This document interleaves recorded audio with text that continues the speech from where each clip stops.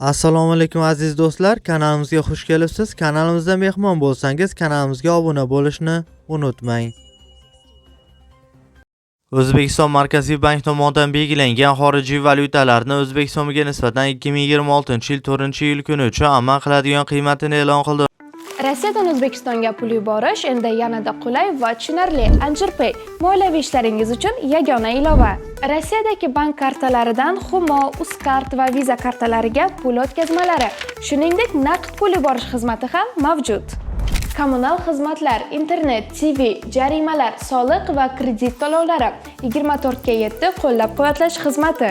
Anjirpay Rossiyadan O'zbekistonga qulay pul o'tkazmalari. Ilovani barcha platformalardan yuklab oling.